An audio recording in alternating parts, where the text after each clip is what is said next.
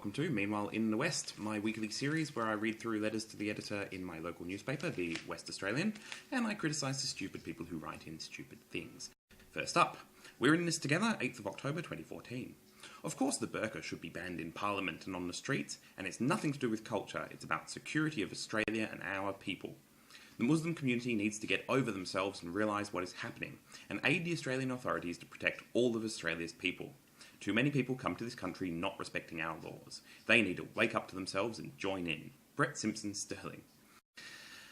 I mean, if you could show me incidents where people wearing the burqa had led to some kind of security risk to Australians, say, then maybe you would have a point. All the cases I'm aware of where people have gotten away with things because they're wearing burqa is because they simply hadn't implemented the normal security protocols.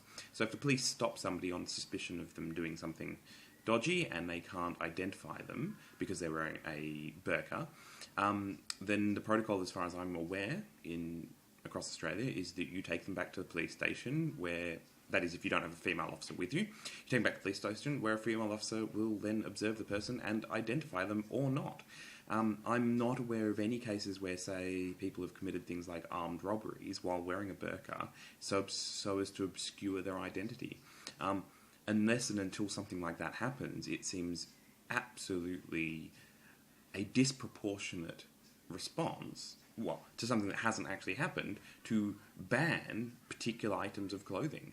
I know service stations get a bit iffy with people wearing things like motorcycle helmets and hoodies, especially late at night. But as far as I'm aware, I've worked in service stations. I've never had an issue with somebody wearing a burqa, purely because there's so few of them that, and most of them can't drive while wearing a burqa, that you'd see it coming a mile away. So it's not that the Muslim community need to get over themselves, and it's not even that they come here not respecting our laws. There is no law in this country that says that you can't wear a burqa. And anybody who's calling for the law to change so that it should ban the burqa needs to actually have an argument, not simply, we don't like it that you cover your face. There's all sorts of hypothetical issues that we could run around making laws for, but unless you've got a case that they are an actual issue or are likely to become an issue, I don't see any point in making a law about it. Next up, Smile of a Woman, 9th of October 2014. I feel sorry for Mistura Stewart. Niqab blunts male-female interplay, letters 7th to 10th. How terrible it must be to assume that every male is going to make advances because you are female, and so you choose to wear a niqab with veil. You may be a beautiful woman, but let me assure you that by wearing this particular garment, you are drawing more attention to yourself than if you were not wearing it. Surely your inner clothing, such as compassion, kindness, patience and humility, are more important for us to see. And if we were to smile at you, how lovely it would be to see a smile in return. P.J. Buist, Secret Harbour. I chose this letter not just because it's about the burqa, but actually because it highlights an issue that many, many women have, of street harassment, essentially. Now, this person, I have no doubt, is a well-intentioned person who simply likes to have nice interactions with women out and about in public. The thing is, though, there's an underlying assumption here that he has some right to it. I assume it's him. That there is some right to be able to have interactions with people in public. And you simply don't have that right. And generally speaking, in our society at least, it's men who feel like they have some right to women's attention when they're out in public. Not a lot of attention, but simply that they feel like it's a reasonable expectation that they should get a smile from somebody who's walking past them, or that they should be able to see your inner clothing of compassion, kindness, patience and humility. And you simply don't have that right or expectation. And in fact, it's those kind of expectations taken only a little bit further than what this letter writer is saying that leads to street harassment. Many women I know have been told by random passers-by that they should smile simply because they're not smiling. I, as a man, have never experienced anything like that. I know some men occasionally do, but the level of harassment that women get, and maybe you'd eject that harassment's too strong a word for these kind of things, but the level of the strangers seem willing to just invade in your personal space, to talk directly to you about your appearance, the way whether you're smiling or not. To me, it would be at least annoying, and built up over the years and years would really bother me. And I know a lot of women have reacted to this kind of constant attention from men that they're not particularly interested in, by doing things like wearing headphones and glasses when they go out in public, sunglasses. The niqab essentially has a lot of other issues, but for at least some extent, it does the job of doing exactly that. It wards off unwanted male attention. So I wouldn't be surprised if that is some of the attraction in it for people who wear the niqab. Yes, it draws attention to you, but it doesn't draw the same kind of attention because it essentially says, back off and leave me alone, which I know a lot of women who want to project that message when they're out in public, because otherwise they get a constant steady stream of, yes, very low level, but over years and years it builds up, of just attention, of people wanting to talk to them, asking them questions, telling them to smile, which I never get. And if I got even some of it, would piss me off. So yeah, I can understand why some people, at least, would feel like the niqab is not such a terrible idea. Nanny is no bullfighter, 9th of October 2014. While the loss of Carmen may appear laudable in terms of health promotion, on the other hand, it would be somewhat insulting to the general public to suggest that the sight of actors smoking could entice an audience member to take up the habit. Although not a recommended activity, smoking is legal. It is a great pity to be denied appreciating Carmen's wonderful music on the basis of a perceived need to nanny us. Bring on the Toreadors, our cone Floriat. So in case you're not aware, what's happened recently is the West Australian Opera Society or some such like that has pulled their production from their schedule, pulled the production of Carmen, so they're no longer going to stage it within the next 2 years. The reason for this is because one of their funders, one of their sponsors, is a independent government body known as Healthway, and so they are supporting the Opera Society to the tune of about, I think it's $400,000 either for the year or for the 2 years. And one of their standard requirements in any of their sponsorship agreements is that the body that they're sponsoring, in this case the opera, cannot do anything which is counter to Healthway's image, if you like. So Healthway is a health promotion, independent government body for health promotion. And so they cannot sponsor anything that involves things like smoking, and I think even only mild levels of drinking are allowed, maybe not even any level of drinking. And so there was concern raised initially by WA Opera. They wrote to Healthway to say, look, Carmen has a scene that's set outside, I think, of a cigarette factory, and I think there may be smoking involved in some of the scenes, maybe not. It wrote saying, is this an issue? Healthway considered it and said, yes, actually, as part of our standard agreement, we can't support anything that has anything to do with smoking. Therefore, it would be an issue. If you wanted to stage these things, we wouldn't be able to sponsor you. WA Opera went, fair enough. We won't stage it then while you're a sponsor. This led to massive blow-up, mainly because of the way it was covered in the media. It wasn't initially portrayed, or at least communicated, that this was a standard part of Healthway's support. It's a standard condition. If you want the money from Healthway, then you have to abide by the conditions. The history of Healthway is it started off in the early to mid-90s.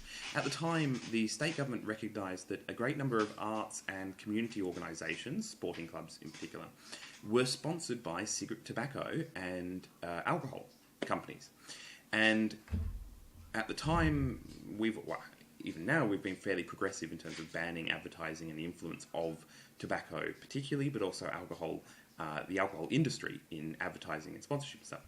And so the government realised that there was a role there to play in replacing that sponsorship. So the sponsorship was necessary for a lot of community organisations to stay afloat. So they essentially had to they needed this money. And the government realised that they could have an anti-smoking body provide basically competitive funding. So these groups wouldn't have to take money from tobacco or drinking alcohol companies. They could take it from a health organisation. They wouldn't have to. It'd be ultimately up to them. But part of that was that if they did take this funding, they would have to have no activity and no other sponsorship that would contravene Healthway's brand. So if they took the money from Healthway, they wouldn't also be able to take money from the smoking. They couldn't have things like happy hours at their bar. They couldn't promote excessive drinking, that kind of thing. And basically, it was a great idea. It allowed the health promotion wing of WA government to displace these kinds of companies. And it led to basically a complete lack of sponsorship of almost everything by these companies now. We've got to the point where these companies aren't really able to advertise effectively. Well, alcohol still can, but tobacco certainly can't advertise effectively, sponsor. They just can't get their name out there. And this is part of what's led to dramatic reductions in rates of smoking and dangerous drinking levels here in WA. Basically, I don't see any problem here. The other thing is that this is not the only funding source from the government available to organisations like WA Opera. Healthway is not primarily an arts funding organisation. That's not their mission. Their mission is to displace unhealthy sponsorship agreements, and they've been doing that really well. There are other funding sources if the WA Opera wanted to, stage something like Carmen, or they could simply redo Carmen without those scenes. My understanding, not that I'm an expert, is that they're not particularly essential. You wouldn't necessarily have to set it outside the cigarette factory. If you did, WA Opera said that they're just going to put it off for 2 years until the funding, the sponsorship arrangement with Healthway has run out. This is not censorship. This is a fairly straightforward thing by the government to encourage people not to smoke. As the letter writer points out, smoking is not a recommended activity. It's a legal activity, but it's certainly not recommended. And the government is absolutely right to have these bodies promote healthy lifestyles. Anyway, that's been the big drama of the week. And so many people seem to have missed the point. Next up, trash it and move on, 13th of October 2014. Regarding the harebrained scheme by the government to force dole recipients to apply for 20 jobs a month, I know of people who have never applied for a job in their lives but don't have a problem getting welfare to spend on drugs and alcohol. They also get public housing and trash it and walk away without any consequences. Will these people be affected? I think not. Rod O'Brien, Diane Neller. Now, I'm not sure whether this is hyperbole, but I do know long-term unemployed people. And with the way that our economy here in WA has been recently at least, and for the last little while, the majority of long-term unemployed people are essentially unemployable. Now, there's a small subset of them who are discriminated against because they're too old, say, and employers don't want to hire old people even if they are skilled and capable of doing the job. But the majority of long-term unemployed people are essentially unemployable. If they could get a job, they would have a job. Very few people that I'm aware of choose to be unemployed long-term, especially not here, especially not with the economy the way it is. Entry-level jobs, for the last sort of 10-odd years during the mining boom, entry-level jobs have been 5 to 6 times higher rates of pay than being on the welfare. That's even if you've got kids and things. So very few people would choose not to get a job because the lifestyle improvement of having a job is massive compared to being unemployed. The unemployment rate wages here are tiny, especially compared to the cost of living here. Cost of living went up greatly with the increased wages, which means that unemployed people have a terrible level quality of life at the moment. So most people who are long-term employed are unemployable. Now, what I think gets missed is those people who don't really want jobs essentially have to have something wrong with them in our economy. If you would choose to be on welfare, getting very, very little money, essentially living hand to mouth, always being in dire straits, at risk of being kicked out for not paying your rent, not able to pay your bills, having to rely on all sorts of charity and welfare agencies, this is not the kind of life that a reasonable person would want to live, especially if you've got children. Especially when entry-level jobs doing very little, there was certainly a period of years there where you could be a traffic controller, that is somebody standing there with a lollipop, and entry-level $60,000 a year, no problems. I know people who were doing laundry on mine sites, so just simply working in the laundries, who were on $80,000 to $90,000 a year. The kind of pay for basically no skills, which what these positions were, was ridiculous. So anybody who did not want to take up these positions essentially have something wrong with them. they are not right in the head. Yeah. So your suggestion that spending it on drugs and alcohol, I wouldn't be surprised. Many people who are addicted to drugs and essentially being addicted to drugs or alcohol, or using drugs and alcohol and not having any money, is almost like the definition of having an addiction, which is a mental disorder. I mean, it's right there in the diagnostic manuals. We recognise, well, most thinking people recognise that people with drug addictions have something wrong with them, that they are not sinful, wicked people who have some stain on their soul, who simply need to get motivated. And speaking of that, lastly, what of the victims? 14th of October 2014. I didn't read where the former drug addict, Heath, was tied down and forced to take drugs until he became addicted. Drug addict's long road to hell and back news. No, he did this of his own accord. Did I read about the heartbreak he caused other families whose children he sold drugs to? No. All I read about is how he has kicked the habit and how we should be proud of him. How much did this so-called rehabilitation cost him? It's easier to ask taxpayers how much it cost them. P. Taylor, Rocky. Okay, so first I'd like to point out that there is an inconsistency in the letter here. So the very first sentence is suggesting that because nobody forced this person to take drugs, that he is responsible for his addiction. Pretty much the next sentence is this idea that it's his fault for selling drugs to other people. You can't have it both ways. Either it is the addict's fault for buying the drugs, or it is the dealer's fault for selling the drugs. If you want to put the fault somewhere between, that's where a reasonable person would put it. And so, yeah, nobody forced this person to take drugs and become addicted. Yes, he is responsible for that, but he's not entirely responsible for that. We also, reasonable people, recognise that no sane person would choose to become drug addicted. So there must be something wrong with you. Now, this is where people often bring up the idea of a slippery slope. You take the drug and you magically become addicted to it and you can't break out. This is actually counterfactual. If you look at the statistics on it, you'll find that the majority of people who have taken heroin do not become addicted. The majority of people who take cocaine do not become addicted. They do not become addicts. Cocaine and heroin, not particularly addictive. They are addictive compared to other drugs, but they're not particularly addictive in themselves. So lots and lots of people, well, not lots and lots of people, because we're still talking about a relatively small subset of society, but the majority of people who try heroin will try it once, not like it, and not use it. What differentiates between those people and people who become drug addicts is that drug addicts have something wrong with them. And when they take the heroin, it makes them feel better.